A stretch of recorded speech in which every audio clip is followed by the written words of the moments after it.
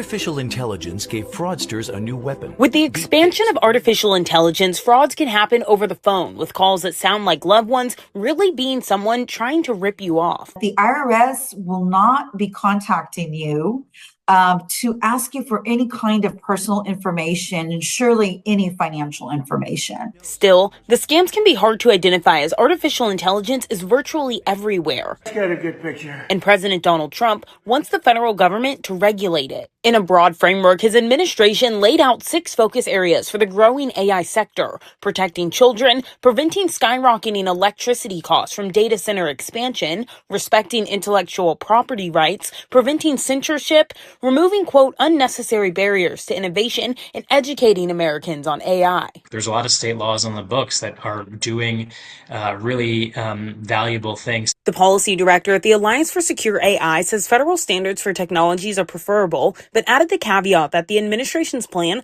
doesn't require many of the protections that are already in place in states like Texas. The Texas AI Council, created this year, oversees governance of the technology, including state agency use and regulations for private companies. Texas law bans AI systems that are designed to manipulate people into self-harm, violence, or criminal activity, while the federal framework says that states cannot regulate how AI is developed or penalize these companies for unlawful activity. So essentially creating a liability shield that would undermine a lot of the enforcement mechanisms that are already in the Texas law.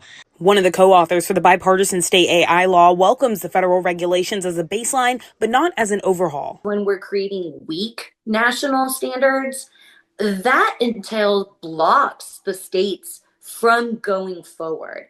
That doesn't protect families. That doesn't protect children from exploitation. The only people that protects is the companies who have chosen to move fast and break the trust. A bipartisan group of state senators spoke out against Trump's efforts late last year to block states from enforcing their own regulations. But U.S. Senator Ted Cruz argued that a patchwork of state regulations will hinder AI progress. It's a race. Cruz wrote that the president is taking meaningful steps to protect our values of free speech and ensure American leadership in AI, adding that he looks forward to advancing legislation through the Commerce Committee. Still, PLISA plans to push for legislation during the next legislative session to further restrict chatbots like Grok from Elon Musk from producing explicit images of minors. For Capital Tonight, I'm Erin Davis.